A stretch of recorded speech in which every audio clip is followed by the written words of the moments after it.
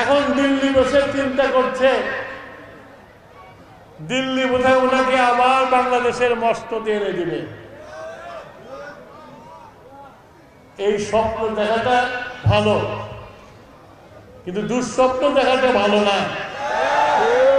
বাংলাদেশের মানুষ যাকে একবার অগ্রাহ্য দেয়, বাংলাদেশের মানুষ নিজের বলি নিজে খায় না, তাই না?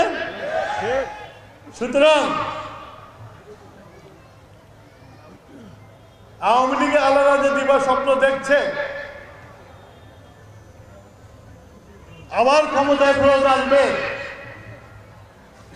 এবং আমার প্রশাসনের কিছু লোকজন এখন আবার খুব আইন মানা লোকজন হয়ে গেছে। আওয়ামী লীগ যা করেছে, তোমরা যদি প্রাপ্য বিচার না করো, জনগণ সেই বিচার করবে। এই বিচার দিয়ে কেউ বাঁচতে পারবে না। বাংলাদেশকে এমন একটা অবস্থায় রেখে গেছে, পুলিশ বাহিনী ধ্বংস করে গেছে, প্রশাসন ধ্বংস করে গেছে, আদালত ধ্বংস করে গেছে। এমন একটা জায়গা নাই সেখানে ধ্বংস করে না। এই ধ্বংসস্তূপে দাঁড়িয়ে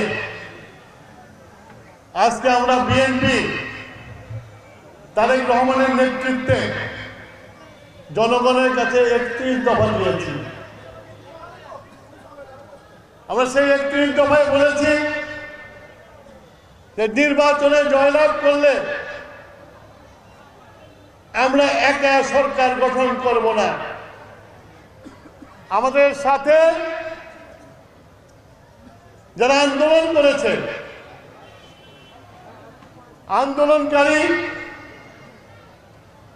যুগপৎ আন্দোলনকারী যে দল ছিল, সেই সব দলকে নিয়ে আমরা জাতীয় সরকার গঠন করব।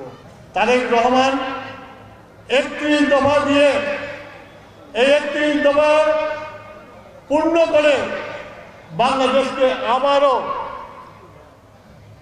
একটা উন্নয়ন দেশ বানাবে এবং বেগম জিয়ার আমলে, দেশের বেগম খালেদা জিয়ার আমলে যেমন বিশ্ব বলতো ইমার্জিং টাইগার, বাংলাদেশ বাঘ হচ্ছে, ইনশাল্লাহ তারেক রহমানের নেতৃত্বে আবারও বাংলাদেশ বাঘে রূপান্তরিত হবে।